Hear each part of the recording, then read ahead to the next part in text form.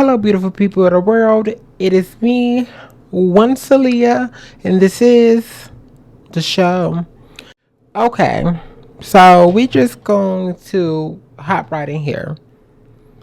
For the people that's windmilling in my comments, really think you tearing me up? Baby, I live. First off, I'm not new to this. This isn't my first podcast. This isn't my first couple videos on YouTube. It's nothing like that. I've been doing this. I ain't been consistent, but I've been doing this. So them little comments y'all sending, boo.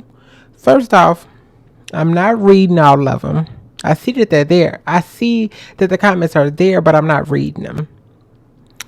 Second, baby, all you doing by commenting and sharing and doing all of those things is pushing my reach.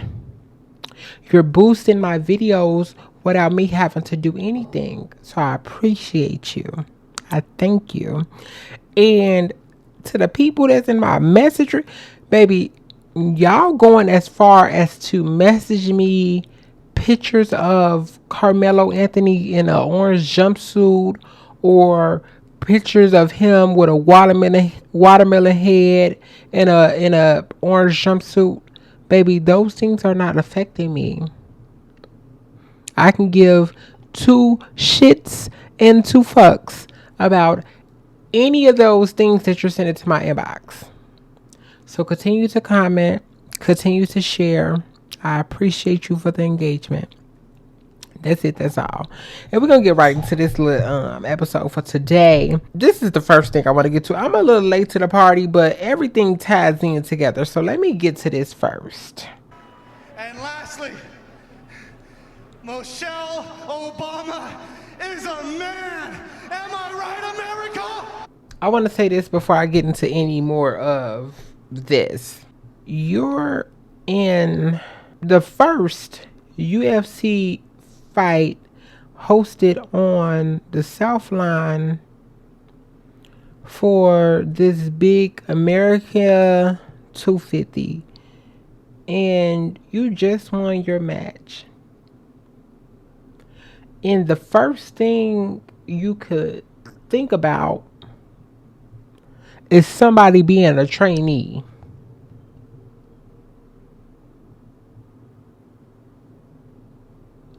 You just won one of the biggest fights of your career because of where it's hosted. And the first thing you could think about is somebody being a trainee. So after he said that, I think he believed that the response would have been different. I tell people this all the time. A lot of people are followers. They're going to go along with what the masses have to say. So whatever the wolf says, the sheep are going to follow. I say this all the time. It could be a group of bitches. And if that leader of bitches say, oh, we don't like her, we don't fuck with her. Even if the rest of the group likes you, fuck with you, they're going to say, oh yeah, we don't like her, we don't fuck with her either, just because the wolf said they don't. You feel me? So I think he thought that the response was going to be completely different, and that's why he said it. That's why he was like, do you agree, America? No, America did not agree, actually. And this is what Dana White, who is the president and CEO of the UFC since, I think, 2001, since it's been a UFC, this is what he had to say. Oh, yeah. The Josh Hokit thing was obviously the big story for the mainstream media going out. Yep. That was disgusting. Yeah. Do you regret putting him on that card because of those comments? And no, I mean, listen, there's always going to be people that say things that most of us don't agree with. You know, I mean, just the time, the place, it's just fucking, Yeah, no. I've said many times, listen, I voted for Obama the first time. Didn't vote for him the second time. Then when I was at the inauguration, he was sitting in front of me, and then I saw all this stuff on the internet where people like, oh, Dana's mad dogging Obama. Obama's the only one that turned around to me, couldn't have been a nicer guy, and said, congratulations on all your success and everything that you've done, whatever. I said, thank you, Mr. President. And I don't believe in this shit. Like all the people that hate Trump, he's not my president. All the people that hate. So a lot of people saying, "Oh yeah, Dana White was saving face. He didn't believe what he was saying. He was just saying that for PR. Dot dot is dot dot that. Y'all love to make up excuses when it don't fit your narrative. Y'all love to say, oh, somebody is trying to cover something up when it doesn't fit your narrative. Okay, because I may sound a little bit contradictory with that.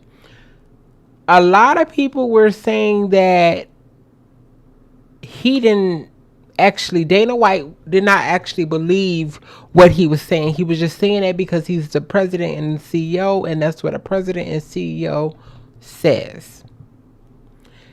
However, this man just said he had respect for the Obamas. Obama is the only one that gave him a pat on the back when nobody else did. So I don't know how y'all saying that this is just PR. However, this is what, I mean, the media was going on and on and on. A lot of the chatter online was saying, yes, Michelle Obama is a man, da da da da da. But the people that mattered was not fucking with that shit. So then Josh had to come back and say this. So this was on an interview. I'm not sure. I think it's called Uncrowned. That's the name of the interview. The name of the show. You dropped the Michelle Obama line.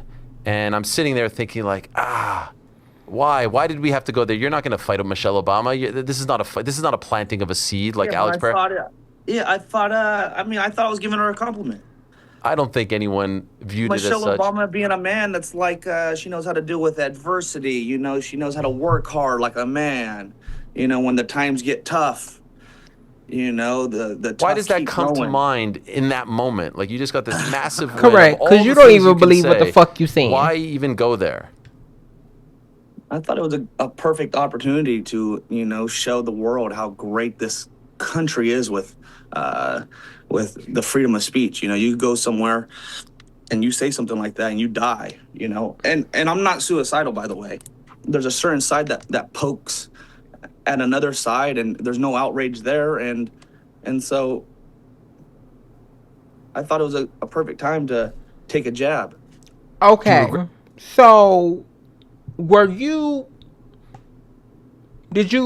believe that you were given a compliment, or were you taking a jab? Because you just said both. You said, oh, I thought by calling her a man I was giving her a compliment. But then you said, because this country believes in freedom of speech, I felt like it was a great opportunity to take a jab at the other side. Which one is it? You're trying to now backpedal everything you said because now you got egg on your face. Because the boss said, I'm not fucking with it. Now you want to backpedal. No, stand on business. You said it. You said it. Now stand on it. Right? And what's so crazy is, as loud as the disrespect was, you go on this little podcast, and I'm not saying that man podcast is little, but I'm saying you go on this podcast and recant. However, make the recant as loud as the disrespect was, because now all of a sudden you giving her a compliment by calling this black woman a man. Okay, so let me continue. I was scrolling through Facebook, And this bird brain ass bitch had this to say. What dude said last night wasn't a lie. The spell is broken. You will start to hear more things being exposed. These two men, and it's a picture of Obama and Michelle, President Barack Obama and First Lady Michelle Obama.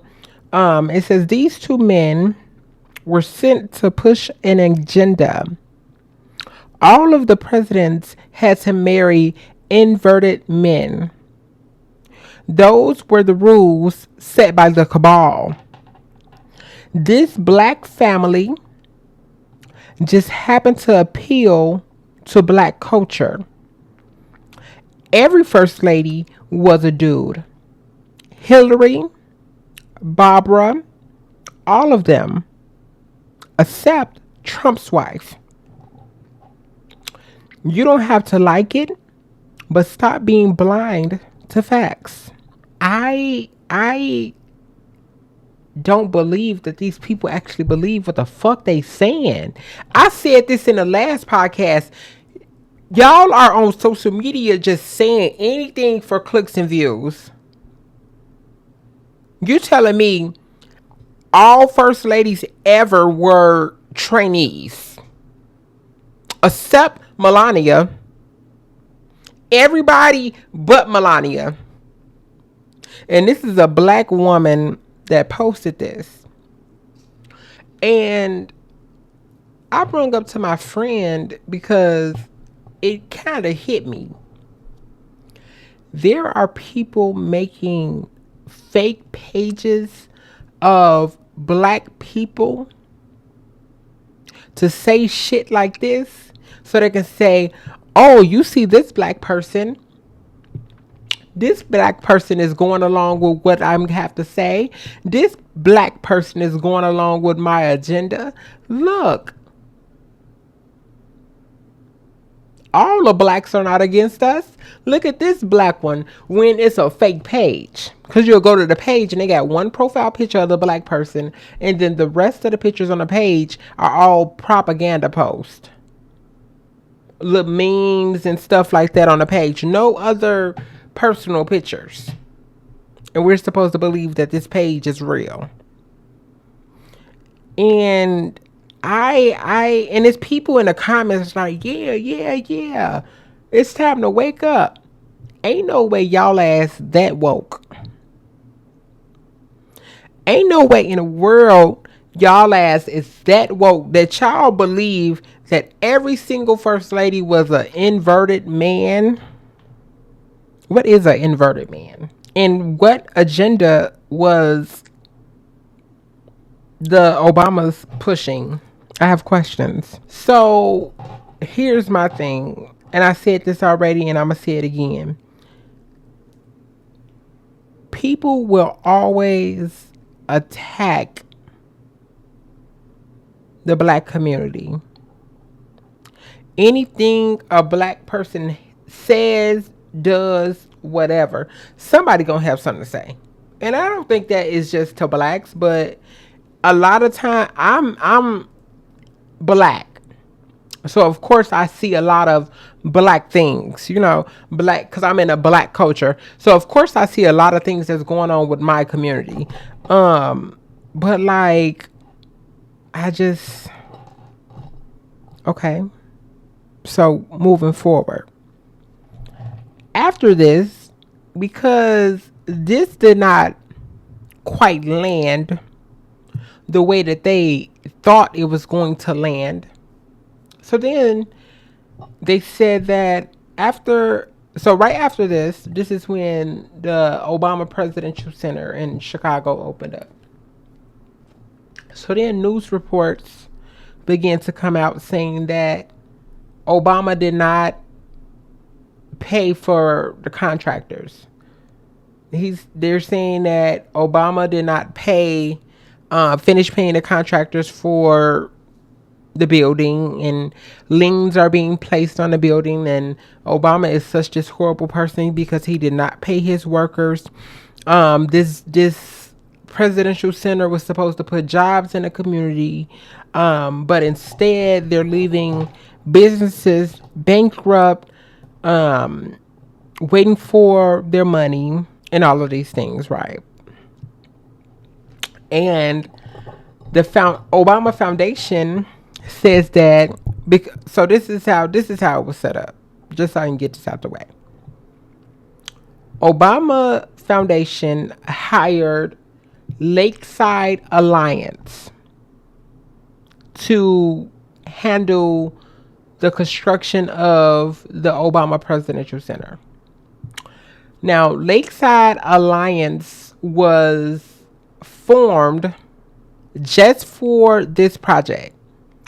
And it was composed of a contractor, I forget the name is leaving me right now, and also 4 black law firms were connected. So I'm gonna focus on the 4 black law firms here.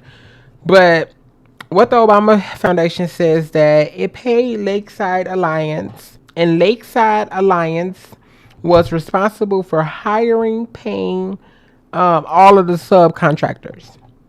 The foundation says that it has no outstanding dispute charges with Lakeside and no direct contractual relationship with the subcontractors making the complaints. So what the Obama Foundation is saying, keep our name out of it. We paid the people we were supposed to pay. So y'all need to go fight them. Go on, bring their name up. But here's the thing. I understand that by putting Obama name in it, that's going to bring more clicks and views and da. But y'all on social media is talking about some Obama is such this bad person and bad businessman and all of these things because he did not pay the contractors, while the foundation is saying we pay Lakeside. Now they need to go ahead and pay these people, right? I'm gonna say this before I continue. As black business owners, we need to do better. We need to do better. We need to do better. I told y'all on the last podcast, as black people, we need to hold ourselves at a higher standard. We cannot slack off. We cannot do bad business. Sad story. I went to this restaurant in Chicago. I mean, not in Chicago, in Dallas. I'm not going to name it. But I went to this restaurant in Dallas. And before I went, I knew it was a black business. I try to support black businesses whenever I can. So I went, and before I went and read the comments. The reviews. And it said that they make everything fresh. So be prepared to wait. Cool. So in my mind, I'm going to order ahead. That way, when I get to the restaurant, my wait won't be so long. So I ordered ahead. And mind you, I live in the suburbs of Dallas. So it takes me about 45 minutes to get downtown, depending on the traffic. So I ordered the food while I was still at home. Drove 45 minutes downtown to this restaurant. I got in the restaurant and I waited an additional hour and 15 minutes. So we're sitting here at 2-hour wait for a personal sized jerk pizza. And I had something else. It was something small. I can't remember what the second thing was, but it wasn't no big order. I waited 2 hours, and that was the last time I ever got anything from there because it left a sour taste in my mouth. And I said that to say, black businesses, we need to do better. We need to do better. I understand what Obama was trying to do with hiring black law firms for this project because he was the first black president. So of course, hire black people to work on your presidential center. But now look, this is what Lakeside Alliance had to say. And this is the funniest part to me. And first off, what's so crazy to me is the bulk of this work when it comes to structural work, plumbing, electricity, concrete, painting, all of these things, HVAC, all of this stuff was completed between 2022 and 2024. The center did not officially open until 2026. So y'all been waiting at least, at minimum, what? Y'all been waiting at minimum 2 years to get paid. Minimum. Baby, I need my coins immediately. And what's so crazy is, as I was reading into this case, they were saying that when a change order is put in, the proper way to do it is you go to Lakeside Alliance and you say, okay, because when changes are made during construction, that's to be expected. So you go to Lakeside Alliance and you say, okay, these are the change orders. And then once you get official approval, that's when you proceed. And what the subcontractors are saying is Lakeside Alliance told them price and proceed. So don't wait on official approval of the new price or the new materials. Price it however you see fit and proceed with the project. So the subcontractors are saying that they were pressured to proceed without proper approval. That's your fault. That's your fault. That's your fault. I don't give a damn if these people are pressuring you, if these people are on your neck. You need to go ahead and proceed, or we gonna get somebody else. Go on, get somebody else. Go on, get somebody else. Because I'm not finna bankrupt my company. I'm not finna go in my company own dollars and do all of these things. And now I'm in a predicament that I'm in now. So Lakeside Alliance said, here's the funny part. These companies have broadened their skills, expanded their relationships, and enhanced their ability to compete for future work. So what Lakeside Alliance is basically saying, baby, be grateful. Because now we gonna pay y'all. We gonna pay y'all when we get ready to pay y'all. However, be grateful that we allowed y'all ass even on this project.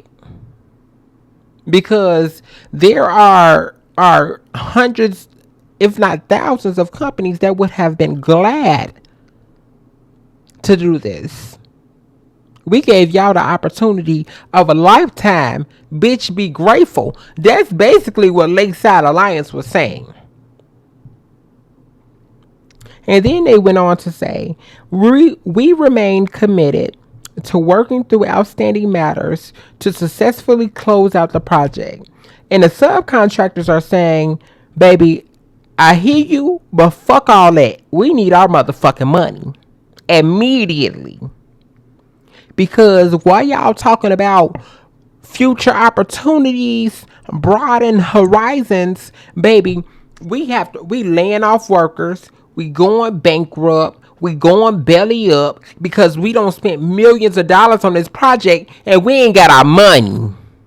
So what Lakeside Alliance is saying, once the closeout happens, that's when they go through all of the invoices and all of the extra cost, and they either dispute them, investigate, or deny them.